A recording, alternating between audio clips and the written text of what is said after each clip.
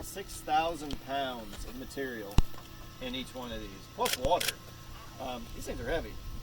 This slab is thick, and it had to be to carry all this. And each one of these tanks is about 250 gallons per minute. And so what we've done is design the system that's got one extra tank, and that allows for back flushing. So what we have is water is being pushed through the sand and the gravel. All the small particulates are getting stuck up here above it. Clean water is coming out the bottom and it's going into the irrigation system. As these things start to clog up, what we tend to get is a pressure differential. So between the beginning of the line and the end of the line, we might have a pressure differential of 4 degrees, which is PSI.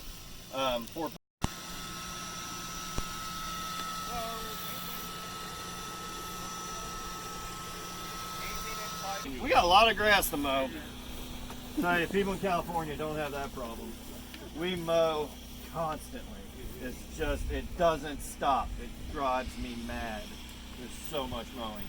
Its function is it's spring loaded, and it will move out of the way of post and plant as I go down the row. So it knocks down the weed strip. So we use artificial pollination. So it's real pollen that we've collected from male vines through a grinding, milling, and extracting process, and it looks like yellow baby powder. And we put the yellow baby powder into this jar. We keep it frozen until we need it. We can keep it for a year or 2 years if we need it. And then we take it out, we thaw it, we put it in this jar, and we turn on an electric motor, and it's got a variable speed worm drive. This is all custom made in New Zealand by a friend of mine. And then this little worm drive just worm screws the pollen down here into an airstream, which has got this fan and it's just blowing this real pretty baby cloud of pollen that you have to drive through. Not nice. You got allergies. No good. It's terrible.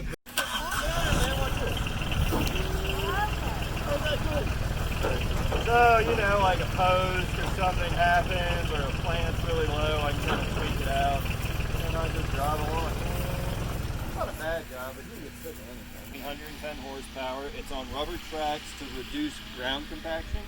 So as you can imagine, and then this air is just coming through and it's coming out here and it just launches it. So it's lifting the leaves and it's just pushing it into the leaders and it's getting under all the leaves and it's actually going through the canopy and then it kind of rains down.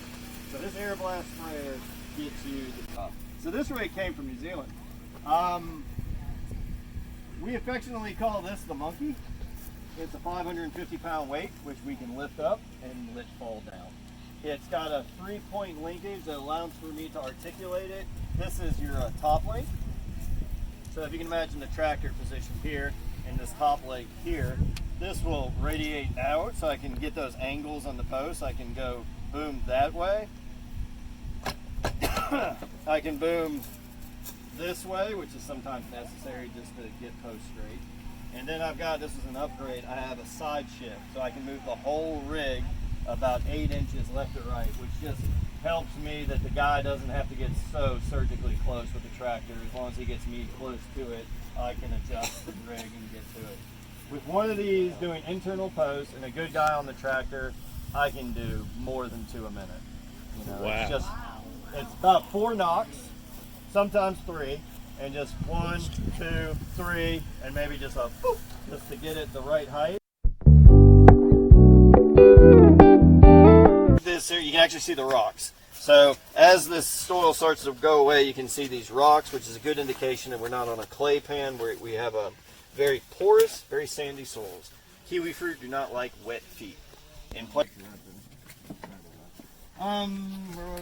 90 fruit sample. So I'll go through and I'll select a 90 fruit sample.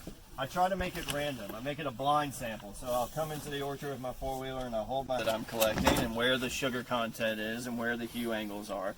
I need to know what block this came from, what date it was picked on, and who picked it. Because if there's an accident, let's say, God forbid, somebody finds a shard of glass in one of these bins, I need to trace back every bin that was picked